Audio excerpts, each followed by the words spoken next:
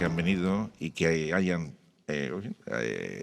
un poco admitido la propuesta mía de que se hiciera en Orense, en el sentido de que, bueno, a lo mejor habrá alguna otra ciudad que pueda considerarse más emblemática en Galicia, pero bueno, Orense yo creo que tiene la condición de ser la provincia que más frontera comparte con Portugal.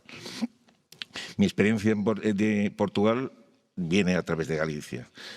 Yo procedo de las antípodas peninsulares, vengo del Mediterráneo y por motivos de familia política y por motivos de trabajo tanto en Pontevedra como en Orense, pues tuve la ocasión de saber que al lado.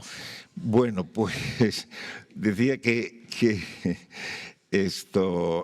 veniendo desde el otro lado de la península y desde nuestros años mozos, la existencia de Galicia y de Portugal, la raya en completo, pues nos parecía casi ultramar, porque atravesar en aquellas épocas, con aquellas carreteras, tardabas 3 veces lo que vuelas ahora a la otra parte del Atlántico.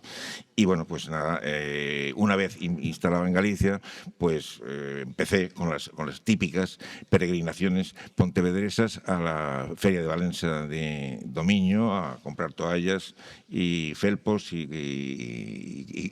café.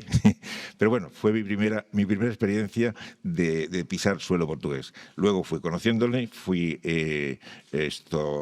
visitándolo y pasando algunos días de vacaciones en ella, la recorrí hasta el final del territorio, hasta el sur de Portugal, y bueno, fui viendo que éramos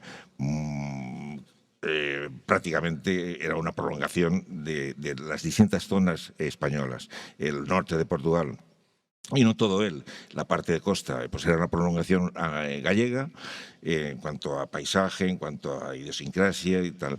Y en cambio, la parte interior del norte de Portugal, pues está ya vinculada a la zona de tras los montes, Braganza y tal, vinculada a la zona de León, o sea Salamanca, Zamora, y luego iba bajando y el Alentejo y Extremadura, es Extremadura prolongada en Portugal o Portugal prolongada en Extremadura. Y lo mismo idénticamente en Huelva con el Algarve.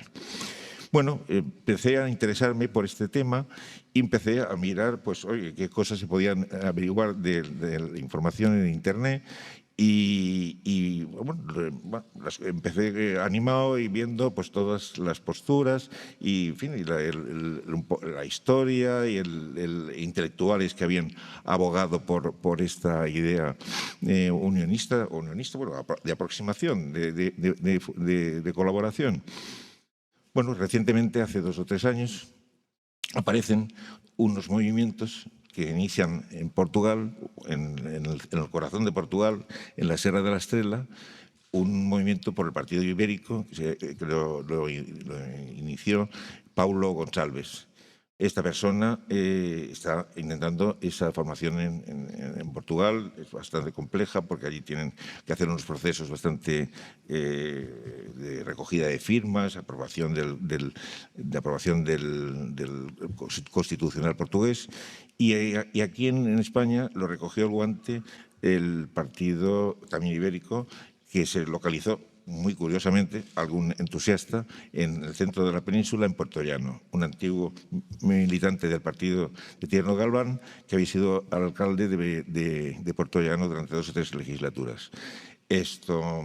Bueno, en principio, el tema del partido no era tampoco lo que más me atraía, en el sentido de que, bueno, para pensar en un partido habría que tener ya una consolidación de que la ciudadanía está a favor de esa postura. Y además, ayer mismo, cuando Arturo me preguntaba en la entrevista esa posibilidad de que se configurara una formación, también le contesté que, bueno, podría en el tiempo, pero que yo creía que que si los partidos existentes iban asumiendo esta idea, esta iniciativa, a lo mejor tampoco necesitaba específicamente que existiera, solamente que aportaran su granito de arena entre todos para colaborar, porque necesitamos un consenso muy amplio para llegar a acuerdos con un país vecino.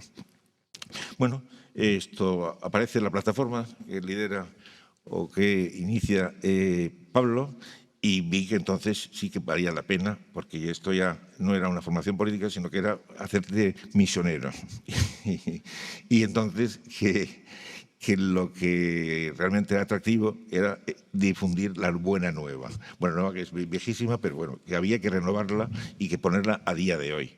No añorar lo que ocurrió o lo que no ocurrió, sino partiendo de lo que tenemos hoy en día, con cada país con sus peculiaridades y cada país con sus constituciones y cada país con sus regímenes, pues pudieran llegar a acuerdos que nos beneficiaban a todos. Bueno, pues yo ya no sigo, porque ya ayer en la entrevista de Radio Eco, que creo que lo va a volcar en el Facebook dentro de unos días, allí ya me explayé de todo lo que me estuvo consultando Arturo Fernández. Pablo Castro Abad es profesor de formación, es profesor de formación de orientación profesional en Madrid, es coordinador de programas Erasmus, licenciado en orientación del trabajo por la Universidad del Rey Juan Carlos, graduado social en la Escuela Social de Madrid, y ha escrito diversos manuales de empresa y orientación laboral. Buenas tardes.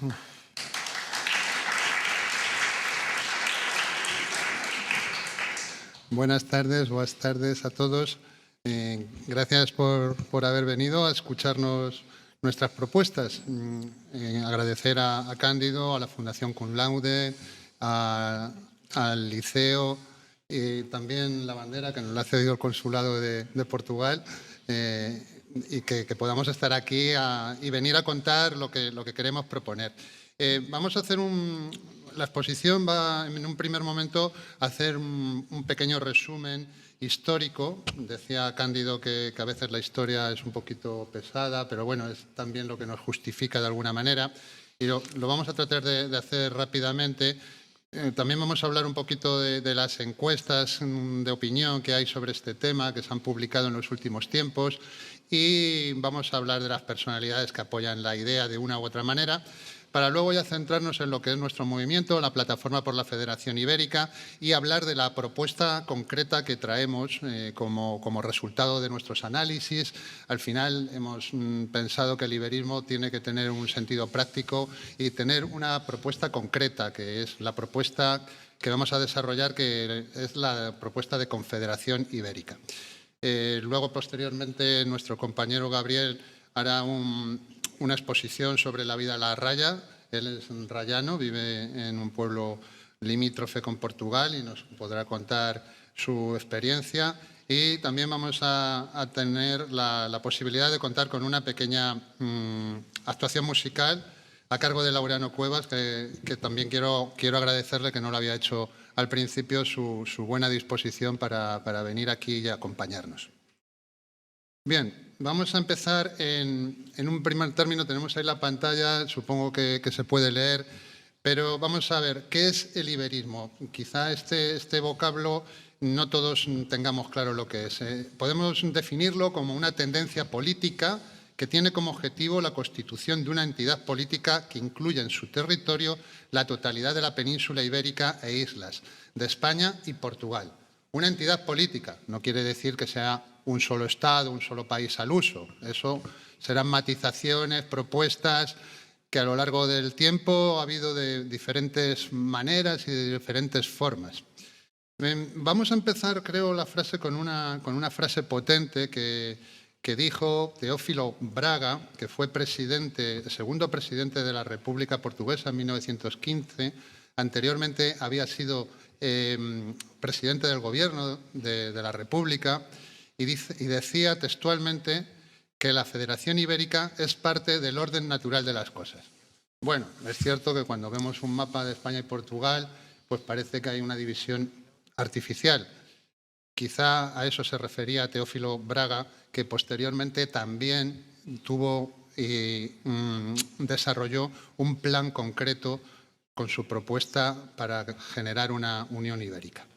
El iberismo como tal surge, aunque tiene antecedentes desde siempre, pero surge como tal en el siglo XIX, al calor de los movimientos nacionalistas de aquella época, porque el nacionalismo y las naciones hay que recordar que no existen en el siglo XVI. Es decir, en el siglo XVI nadie podía sentirse español, ni portugués, ni nada parecido, porque no existía esa idea de nación, que es algo que está muy estudiado por la historiografía, pero que la mitología nacionalista pues a veces nos hace pensar que había españoles o portugueses o catalanes o franceses desde antes de los tiempos, ¿no? Prácticamente. Bueno, decíamos que surgía en el siglo XIX como un movimiento, al calor de los movimientos de unificación de Italia y de Alemania principalmente, que como sabremos, Italia y Alemania se reunifican en el siglo XIX. Luego Alemania se vuelve a unificar, ¿no? En el siglo XX. Durante ese siglo, durante el siglo XIX, el iberismo tuvo mucha importancia e importantes apoyos políticos en España y en Portugal. Una historia bastante desconocida, además deliberadamente se ha desconocido. Bueno, hablamos de la singularidad, hay que poner el mapa de la península, parece que la geografía no tiene estas fronteras. Hablamos también que más en Galicia, por supuesto, de las lenguas cercanas y universales que tenemos en la península. La lengua, sabemos que es una de las señas de identidad de la mayoría de todas las entidades nacionales. Y que el castellano, el portugués, el gallego y el catalán, que son lenguas romances, las lenguas romances de la península, hay alguna otra, pero de menos entidad, tienen un nivel de inteligibilidad cercano al 90% en cuanto a las palabras, etc. Y se da una peculiaridad muy interesante, que el castellano y el portugués, que suman 750 millones de hablantes en el mundo, que son idiomas inteligibles, y si hablamos gallego, pues lógicamente ya prácticamente la inteligibilidad es del 100% en muchos casos, a poco que tengamos cierta cercanía y hábito, pues vemos que son las únicas dos lenguas universales que tienen esta característica de inteligibles. Lógicamente el inglés y otras no tienen esa lengua cercana, tan próxima y que esté presente en todos los continentes, porque el portugués está presente, salvo en Oceanía, en todos los continentes. Ahí tenemos el mapa de extensión de las lenguas, toda América del Sur, salvo una pequeña parte, América del Norte. En África la presencia del portugués es muy significativa, el español tiene poca presencia, sin embargo el portugués tiene principalmente Angola y Mozambique. También el único país, una curiosidad casi, el único país de Asia que tiene como idioma oficial una lengua latina es Timor-Leste, que es un pequeño país en Indonesia, cercano a Indonesia, pero que conserva como idioma oficial y es el único lugar de Asia donde se puede hablar portugués, se puede, por lo tanto, también hablar gallego y castellano prácticamente con una inteligibilidad muy grande. Vamos a hablar un poquito de historia. Nos remontamos a los pueblos prerromanos. Ahí tenemos un mapa que supongo que se ve. En este mapa vemos que, lógicamente, en esta altura no se distinguen los pueblos primeros pobladores de la península. Desde luego no es que se asienten en España y en Portugal. Muchas veces no, es lo más habitual, se habla del pueblo luso. Pues bien, los lusos no son un pueblo que coincidiese con las fronteras actuales de Portugal, ni muchísimo menos. Se extendía por Extremadura y no estaba en el norte de Portugal.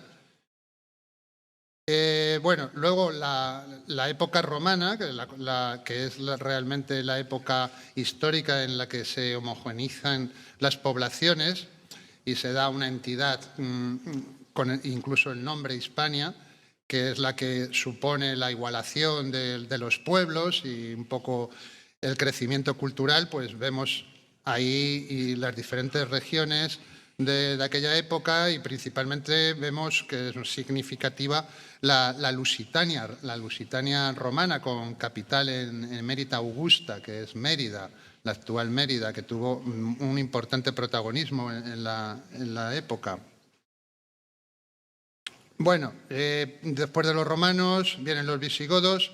Los visigodos, un pueblo del norte que entra, que hace una conquista de toda la península y que fue el primer pueblo que tiene un reino con capital en Toledo que prácticamente abarca la totalidad de la península. Durante mucho tiempo también estuvo el reino de los suevos, que estaba principalmente en el noroeste, por lo tanto en Galicia, pero posteriormente se unifica y fue un poco también, como vamos a ver, a través de la historia, es el mito de volver al reinado de aquella época, la que de alguna manera mueve la reconquista. Los árabes, como sabemos, a partir de 711 entran en la península y prácticamente la dominan por completo, salvo el reino de Asturias. Todo el Andalus. Es significativo, por supuesto, que lógicamente aquí todavía no está Portugal como una cosa diferente a España, pero también es bastante significativo que la conquista árabe es una peculiaridad de la península en relación al resto de los países de Europa Occidental, lo cual también, bueno, pues nos infiere una diferenciación, un carácter. La Reconquista. Después tenemos el gran periodo histórico de la Reconquista, que se extiende a lo largo de 7 siglos aproximadamente. La Reconquista cristiana es un acontecimiento histórico también específico de la península, puesto que también había sido específica la invasión árabe, a través del cual los reinos cristianos fueron desplazando a los árabes de la península durante un periodo de más de 7 siglos. Vemos ahí el mapa de cómo se distribuía en términos de poder y de reinados en el año 1075 y vemos el reino de Castilla y de León en toda el área noroeste y, bueno, lógicamente tampoco hay una diferenciación. Los reinos taifas al sur, ya aparecen los condados catalanes. En definitiva, tenemos esa situación. Posteriormente, tenemos ya el origen del reino de Portugal, de manera diferenciada con el resto de los reinos cristianos. Portugal como reino nace de una escisión del reino de León en el año 1139. Por lo tanto, y cuando nace esta escisión, no es una escisión como a veces piensan o difunden algunos pensamientos de índole nacionalista y yo creo que un poco manipuladores. No es una escisión basada en ningún tipo de identidad nacional. Por supuesto, en el siglo XII no hay identidades nacionales que valgan, ni existe una diferencia cultural entre los pueblos, simplemente es una escisión por motivos de luchas de poder entre nobles, que es la historia de toda la Edad Media. Y cuando surge el Reino de Portugal, desde luego no existe ninguna diferencia cultural, ni incluso idiomática, con Galicia, por ejemplo. Luego ya, pues, al correr de la historia, pues lógicamente las cosas cambian. La Reconquista la completa el Reino de Portugal en 1268 con la anexión del último trozo en la península de Portugal, que es el Algarve. Bueno, seguimos. Llega el periodo histórico interesante que historiográficamente se conoce como Unión Ibérica. Hay que apuntar que este término de Unión Ibérica es un término historiográfico. No es un término que se utilizase en la época. En la época simplemente se hablaba de monarquía hispánica o de las Españas, porque el término Hispania, lógicamente, abarca toda la península. Viene del nombre que dieron los romanos y, lógicamente, abarca toda la península. Con el correr del tiempo, porque a veces con esto hay una cierta controversia, con el correr del tiempo, España se constituye en un estado derivado de un nombre que abarcaba toda la península. Pero no podemos pensar que por eso España incluye Portugal. Las palabras, como sabemos, cambian de significado con el paso del tiempo. Entonces, esto es un ejemplo más Durante toda la Edad Media, leo, y comienzo de la Edad Moderna, los reyes peninsulares buscaron la unión dinástica. Es lo que comentaba antes. Es un mito volver al reino visigodo por parte de los reyes cristianos durante toda la Edad Media, con diferentes guerras de poder que ocurrieron a lo largo de todo el periodo. Finalmente, en el año 1580, ya en una época más avanzada, bajo el reinado de Felipe II, se consigue la unión dinástica que abarca el periodo desde 1580 hasta 1640, donde se disuelve con el reinado de Felipe IV, porque en definitiva este periodo histórico no tiene suceso, no tiene éxito. Bueno, pues por las vicisitudes históricas de la época. España estaba metida en la monarquía hispánica, porque España todavía no podemos hablar de ella en puridad. La monarquía hispánica abarcaba un espacio enorme, como podemos ver en la pantalla. Era muy complejo, desde luego, este tipo de imperio. Realmente también fue una cuestión de que era imposible atender tal demanda de variedad que tenían los reinos. Y bueno, también en ese año parte de los nobles catalanes se sublevan contra la monarquía central. No es que se subleven los catalanes, que también es que eso es una cuestión que se usa muchas veces. Los catalanes no se sublevan contra nadie, eso es una cuestión de poder, y unos nobles quieren manejar su territorio y se sublevan contra los reyes, pero insisto en esa idea de que aquí no se puede hablar de nacionalidades. Pero, en definitiva, en el año 1640 se deshace lo que historiográficamente se ha conocido como la Unión Ibérica. Bueno, llegamos al siglo XIX, que es cuando podemos hablar verdaderamente del término iberismo. En el siglo XIX surge como movimiento durante la Guerra de Independencia contra la invasión napoleónica. Curioso que hablamos de la invasión napoleónica y no de la invasión francesa o de los franceses. Porque al final, ¿quién te invadía? ¿Un francés que se le había ocurrido venirte? No, estos eran cuestiones de poder, en la que españoles y portugueses se aliaron de nuevo en un proyecto común que era la expulsión de las tropas que invadieron la península. Y poco después, también con la pérdida de las colonias y el surgimiento de los movimientos nacionalistas, ahora sí, en el siglo XIX surge el concepto de nación de una manera potente. Tenemos las Cortes de Cádiz aquí en España. Pues cuando en ese momento histórico del siglo XIX el tema del romanticismo nacional es el que domina el pensamiento, pues muchos intelectuales, que son quienes llevan la batuta, se preguntan cuál es mi nación, porque eso no estaba tan claro anteriormente. Eran preguntas que no se hacían las personas. Entonces, ¿cuál es mi nación en el siglo XIX? Algunos contestaron que era Iberia, otros contestaron que era España, Portugal, que fueron lo que realmente triunfó. Pero la intelectualidad, también motivado porque se habían perdido las colonias americanas en gran medida, y claro, la situación del Estado era muy diferente, pues pensaron que podría ser una gran oportunidad.